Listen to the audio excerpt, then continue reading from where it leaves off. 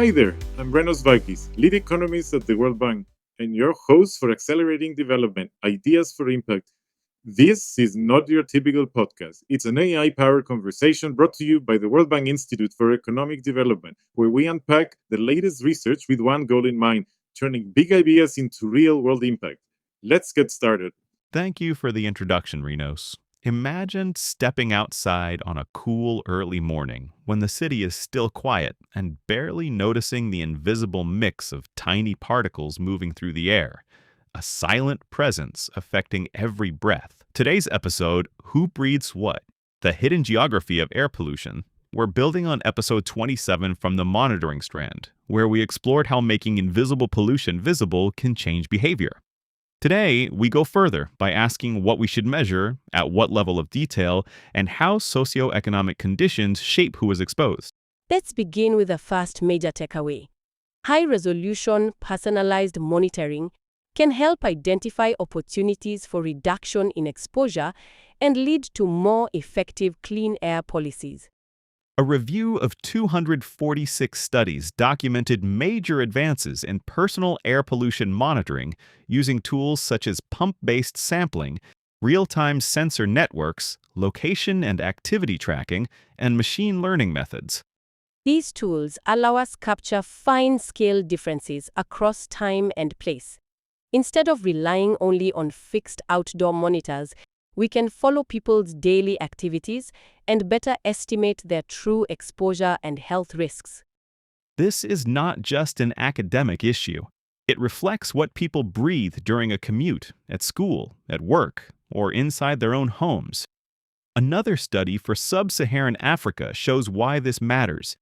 Researchers monitored 297 school children with asthma for more than 1,100 days across 6 cities.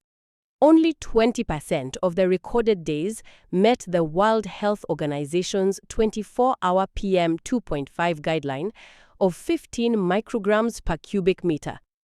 Median exposure ranged from 16.0 in Durban to 41.8 in Blantyre, showing striking differences across locations. Even within the same broad region, children's exposure varied enormously. I really could not have guessed that. The study also showed that the main source of exposure differed by city. In Lagos, Kumasi, and Mushi, children experienced higher pollution at school than at home. In Blantyre, Durban, and Harare, the highest exposure often occurred at home or while commuting. So exposure is not determined only by where someone lives. It also depends on where they spend their day and what conditions they encounter there. Small infrastructure changes can matter. One analysis across 6 cities in Africa found that exposure for children in schools with paved grounds was a third of what children in schools with loose dirt surfaces experienced. That is the practical value of personalized monitoring. It can identify specific hotspots and point toward targeted, localized solutions, such as paving school grounds, subsidizing clean cooking solutions, reducing indoor smoking, or improving ventilation and transport conditions. Moving from general ambient measurements to individual-level exposure data helps policymakers intervene at the moments and places where the health risks are greatest. Now let's turn to the second major takeaway. The relationship between economic status and air pollution is more complex than it first appears. Globally, around 7.3 billion people are exposed to poor air quality, including millions of people living on very low incomes. At the country level, the burden clearly falls most heavily on low and middle-income economies, which are also rapidly urbanizing and industrializing. That global pattern suggests a simple link between poverty and pollution. But once we zoom in within countries and cities, the picture changes. In many low and middle-income countries, air pollution is positively associated with wealth at the district level. Wealthier urban districts may experience more pollution because they contain more industry, traffic, construction, and dense economic activity.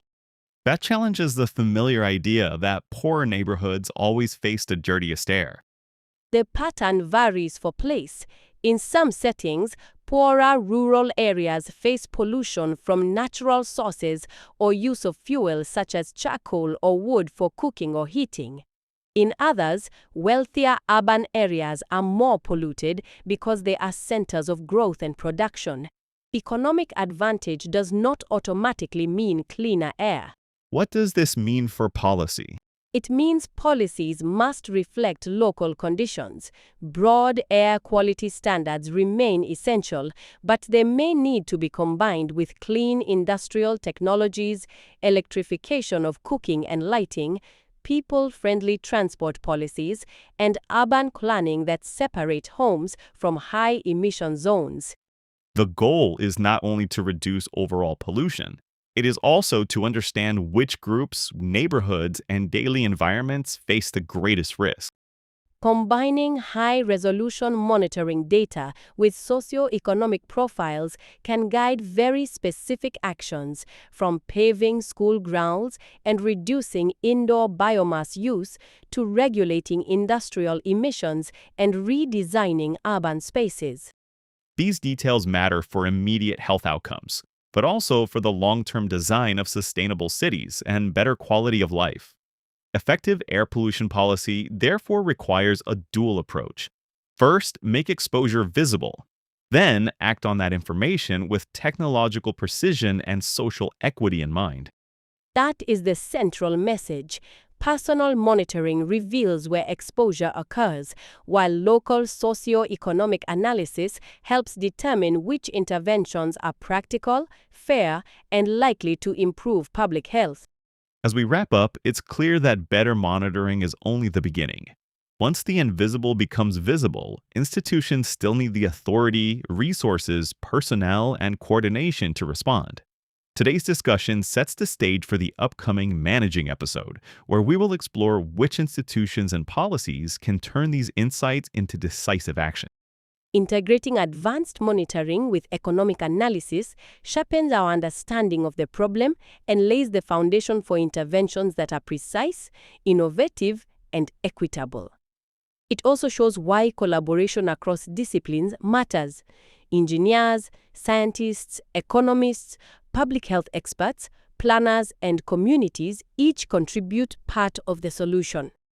By moving from the global level to the individual level and connecting technological innovation with economic realities, policymakers gain the clarity needed to design interventions grounded in people's everyday lives. And that is what ultimately matters. Policies based on real-world data and human experience that make a tangible difference in the communities they serve. In the next episode, we will examine how institutions can use these detailed insights to clean the air and protect public health. Over to you, Renos. Thank you for joining us. You can find the full report on our website. Just follow the link in the description. Be sure to subscribe to be the first to know about upcoming episodes.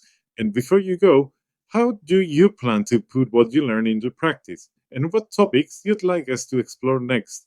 We'd love to know. Until then, goodbye.